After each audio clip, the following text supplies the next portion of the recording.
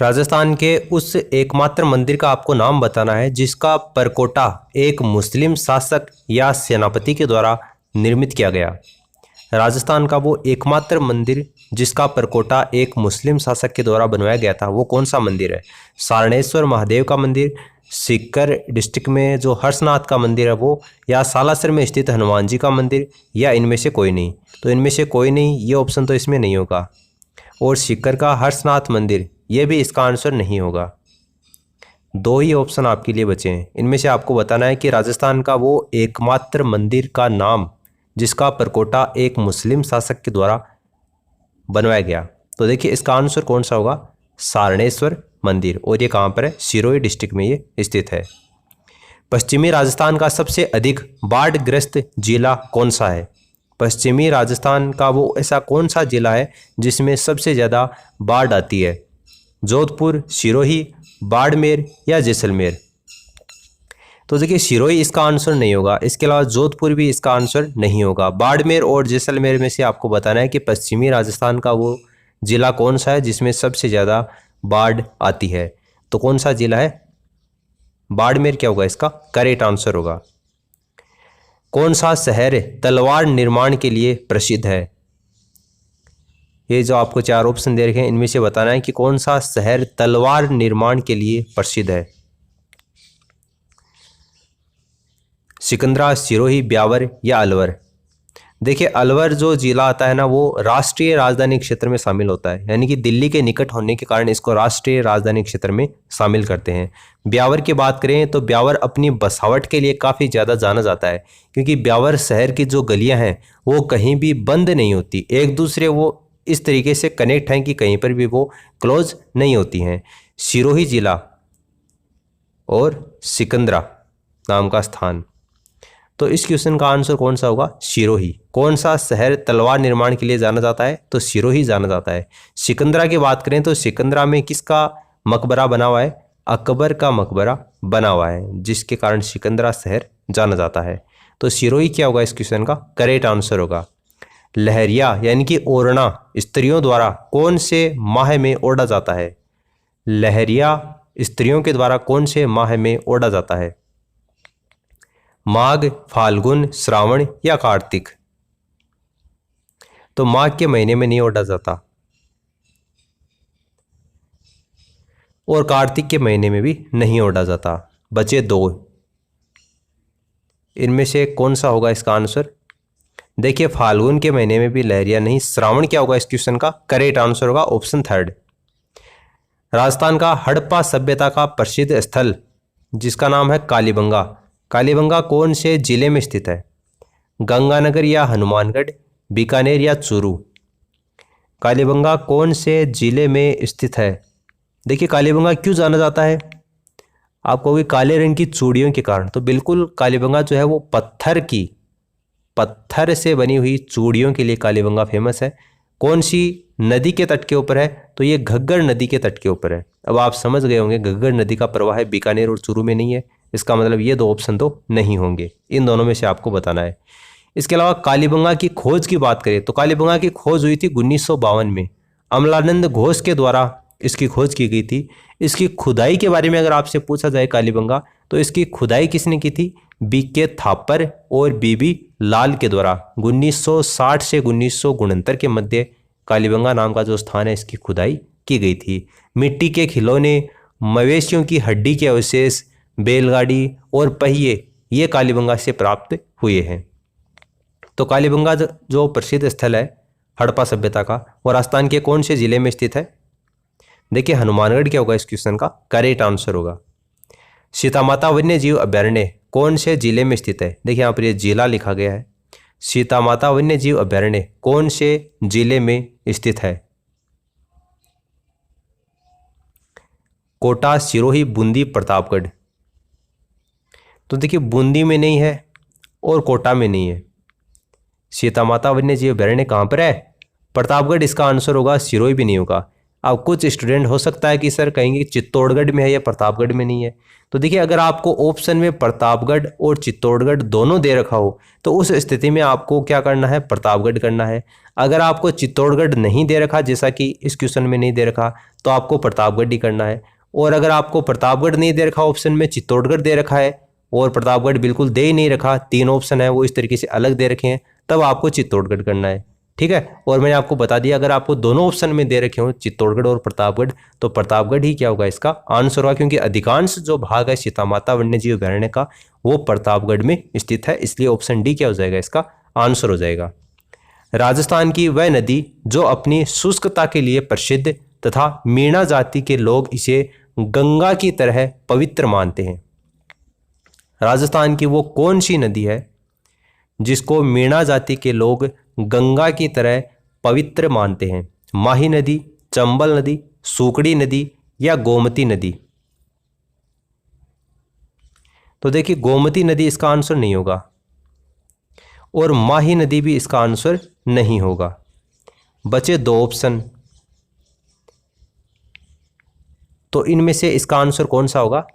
सूकड़ी नदी होगा। चंबल नदी भी इसका आंसर नहीं होगा। सूकड़ी नदी is the correct answer.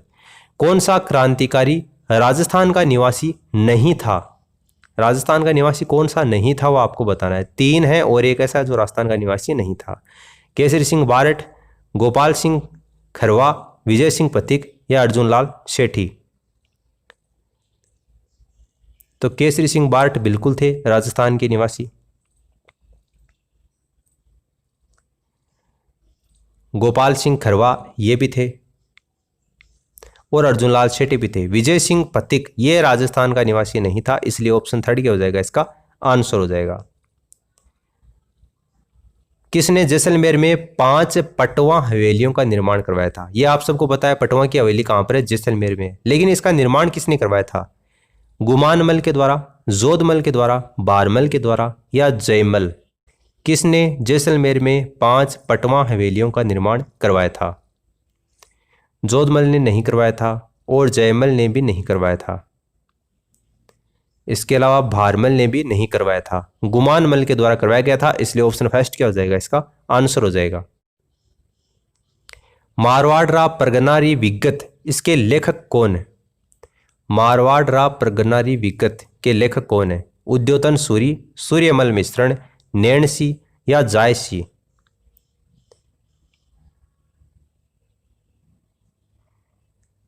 Marwar रा परगनारी विगत। देखिए, उद्योतन सूरी आपको ऑप्शन में दे रखा है। उद्योतन सूरी के द्वारा कौन सा ग्रंथ रचा गया था? तो कुवलय माला। एग्जाम में बहुत बार आता है ये कुवलय माला। ये इसके रचयिता कौन है? उद्योतन सूरी हैं। सूर्यमल मिश्रण के बारे में भी कई बार एग्जाम में पूछा जाता है। बूंदी से इनका संबंध था और इन्होंने छंदमयुख और वंश भास्कर बहुत ज्यादा आता है एग्जाम में। वंश भास्कर के लेखक कौन थे? सूर्यमल मिश्रण। आपको पूछा है मारवाड़ रा परगनारी विगत, तो मारवाड़ रा परगनारी विगत और नैणसीरी ख्यात ये दोनों रचनाएं किसकी हैं? नैणसी की हैं, इसलिए नैणसी क्या हो जाएगा इस क्वेश्चन का करेक्ट आंसर हो जाएगा।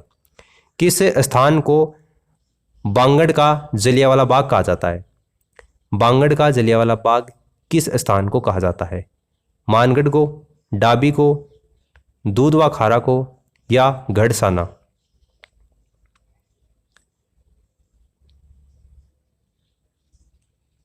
तो इसका आंसर कौन सा होगा? Mangarh, option first.